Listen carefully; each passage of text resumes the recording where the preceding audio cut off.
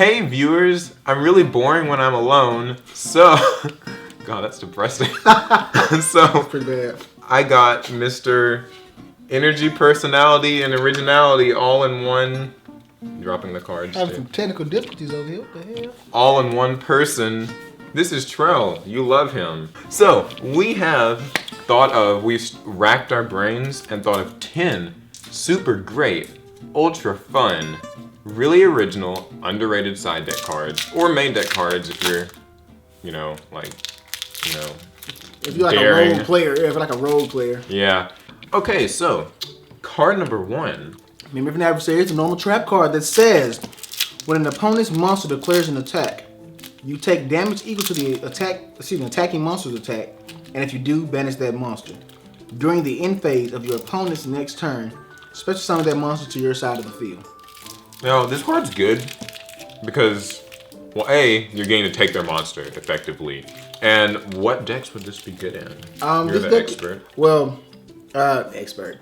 I play Fire Fist, obviously. It's probably one of the best cards to put in Fire Fist. Once again, like you said, it's not like we just thought of these out the top of our head.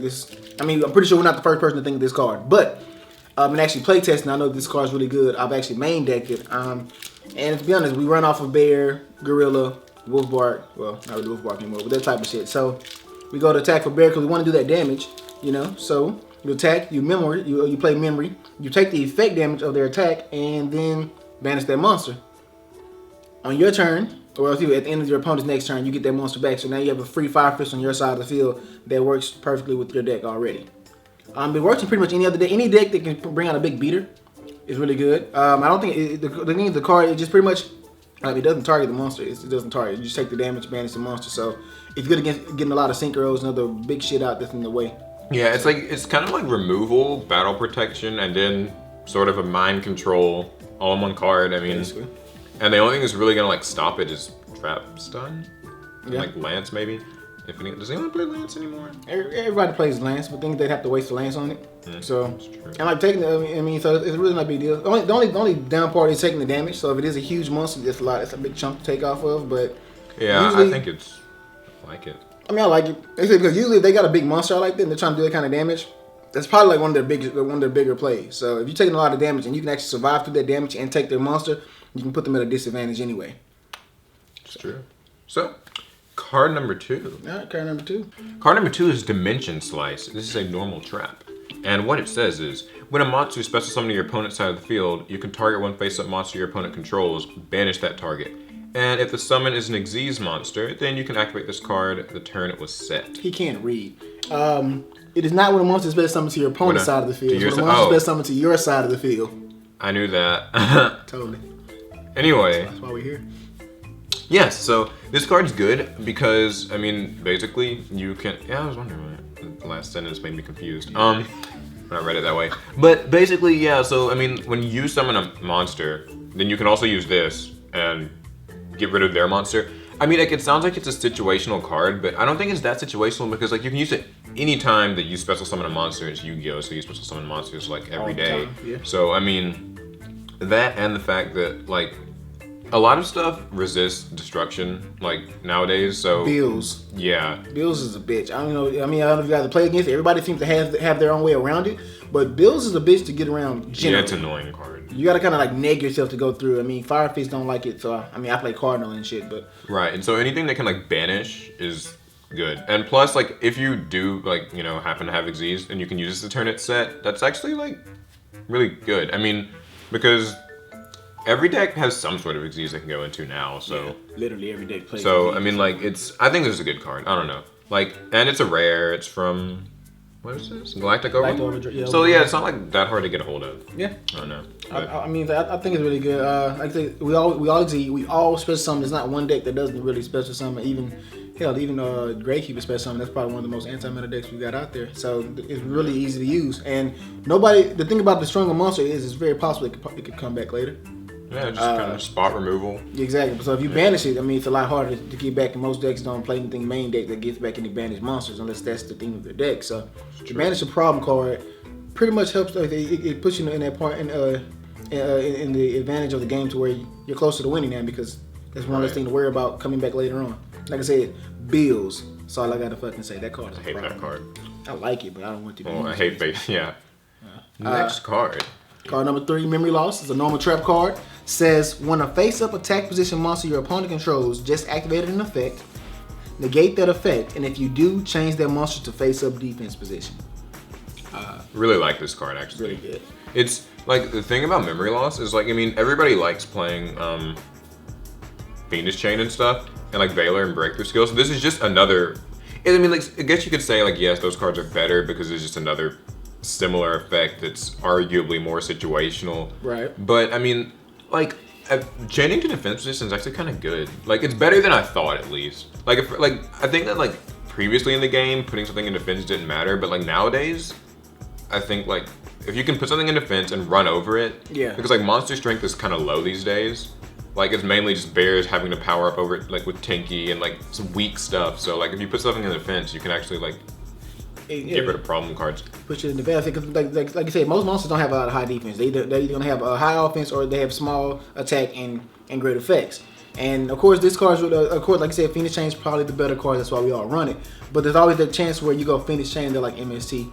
You know, and it's not susceptible. Yeah, it's kind of, and of course it's Yu-Gi-Oh, so everything is situational. Every card in the game is situational, but that's why we're doing this list because we want to show you different situations. But Memory Loss is really good. They go for the effect. You activate it. They, like I said, besides like a Trap Stun or a 7 Tools, which you got to waste, that monster has no effect. Its effect is negated, and it switches to defense. Next turn, you can run over it. Anything else that you need to do pretty much to put you in advantage. So. Yeah. I like it. Memory Loss. Very simple. Number Memory 3. Loss. Right. Next card is Rank Up Magic Astro Force. I'm pretty sure you guys have seen this card running rampant everywhere. I think I pulled like so many of this card at sneak peek. I was kind of bored with it. Yeah, don't write it off because it's not like one of those bad ones that like got released before. You know, the ones that are like situational and awful and all situational. This is actually a good card. He knows. Pretty much, I'm going to read it to you. It's a lot of fucking words. I'm going to read it to you guys, and I'm pretty sure some of you heard it before, some of you haven't. But here we go. Anyway, Rank Up Magic Astro Force, normal spell card. Target the 1 exceeds monster you control with the highest rank. Your choice is tied.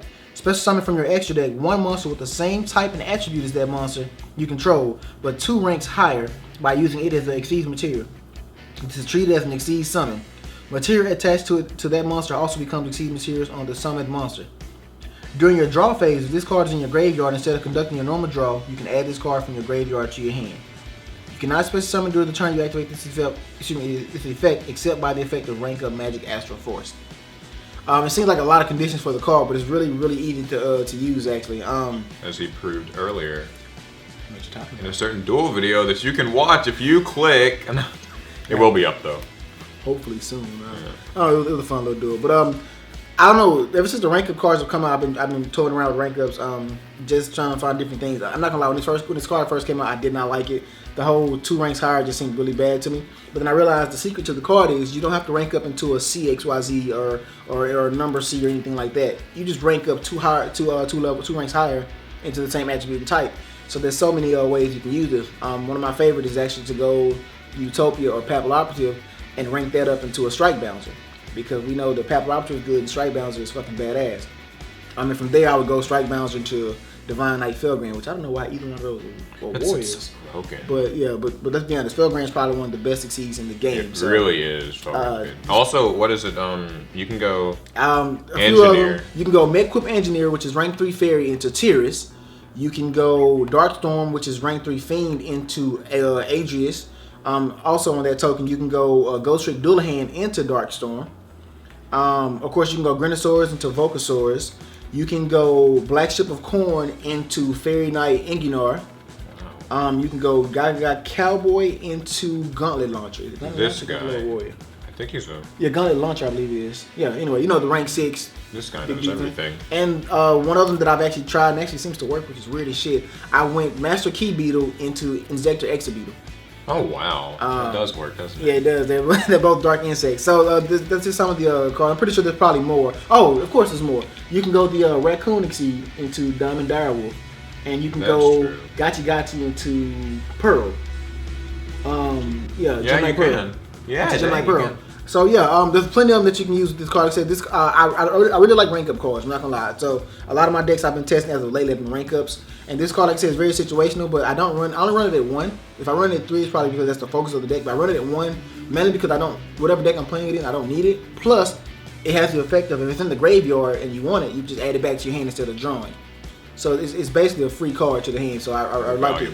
Huh? Yeah. So it's one of those recurring effects, and we all know that Yu-Gi-Oh shouldn't have recurring effects, but it's one of those cards that does. And it goes into some of the best monsters, some of the best disease monsters in the game. So, like you said, don't count it out. It's really good, and it's really cheap right now too. So, this is Retort. It's a trap. It came out a long time ago, and it's a secret rare, but it's actually not terribly expensive. So, I mean, you can get it pretty easily. Basically, when your opponent uses a spell or trap with the same name as a spell or trap card that's in your graveyard, you negate their card, and then you negate and destroy it, and then you get the spell from your grave that had the same name as that card.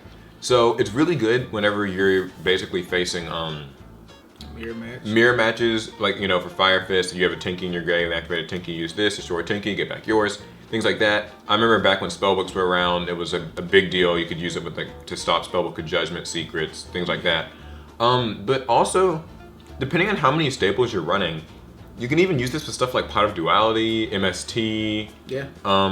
It used to be a little bit more useful when like warning might have been at 2 and things, and when we had more traps around. But I don't think it's that bad of a card because like this is like one of those counter traps that's actually a plus. Right. And most of them, you know, are like negs or like zeros, but this is like a +1 counter trap. That's rare. It's spell speed 3, so they're not going to be able to like do anything if they don't have 7 tools.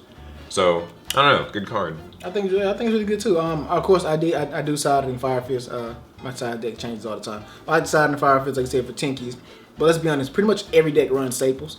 And if you're gonna, of course, side in a deck that pretty much is relying upon the staples, and it pretty much depends on what staple is a problem for you. Like some decks, I know I don't like Dark Hole being played against me, but I don't mind playing my own Dark Hole. It's same token for Retort. You can negate their Dark Hole and get yours back, which puts you at a great advantage over your opponent from that point. Especially anything in the gates puts you at a great advantage, to be honest with you. And like I say, it's very cheap cards, secret rare, but it's like I got mine for like probably $2. gonna get reprinted soon. Pretty sure it probably is. I mean, I wouldn't see why not. But and plus, why being a counter trap card, that just makes it even that much more better. Plus, even in mirror match, whatever, you're gonna hit something. You're gonna have a retort set. They're gonna activate something. You're gonna have something played in the graveyard. You're gonna retort.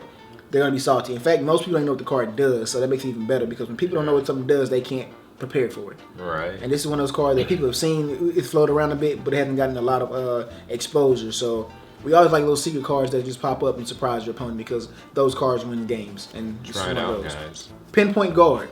Love that card. I'm pretty sure you guys heard of that. This card. I'm gonna read it anyway. It's a normal trap card. I like the art on it. It's really cool. Pretty much it says when the opponent's monster declares an attack. It's not what it is. It's coming out of the ground. It's not. Oh, close enough. Anyway, when the opponent's monster declares an attack, target 1 level 4 or lower monster in your graveyard. Special summon in face-up defense position. It cannot be destroyed by battle or by card effects this turn. This card is really good, especially for those of you who are like me that have Fire Fist with 1 Wolf Bark. Of course, we don't need this, but of course, you always want to utilize that Wolf Bark as much as you can, or any card that you can. This card pretty much says they're going for an attack, and it doesn't say the direct attack. Just whenever they declare an attack, you spell summon the wall to the field. It can't be destroyed by battle or card effects. Even if they thought they were going for OTK or whatever, they're not. Also, if you get something like a Wolf Bark or a Bear or a Yamada, God forbid, their effects aren't negated. So you still get to go through the fact of having that monster on the field and it's live. The only problem with it is that it's situational, where they have to declare an attack for you to activate it.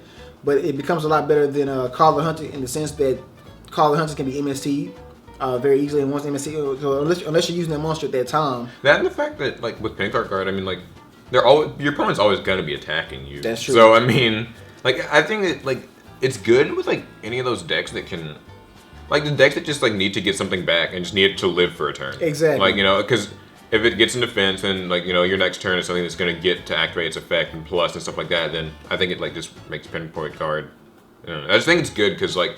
Yeah, call can get MST'd. Call get MST'd. Plus, if you go call and you exceed with it, you got a dead call in your back row that's kind of clogging up, and you kind of need those spaces sometimes. Plus, it saves you that turn. It definitely does. You can't die that Not Like, usually, unless they got use the weird mode. shit. Right. But Other than that, you're pretty much good. And it says level 4 lore, so the restrictions aren't that bad. Of course, Call of Hunter gets pretty much anything from the graveyard, but level 4 lore in this game state is really good. yeah, everything's level 4 lore these days. So yeah, it's really good. Don't really need to talk much on that, but Yeah. Pinpoint Guard. Try it out. Void Trap Hole. It's a trap. Duh. When your opponent special summons a monster with 2,000 or more attack, you can negate that monster's effects and then destroy one of those monsters with 2,000 or more attack.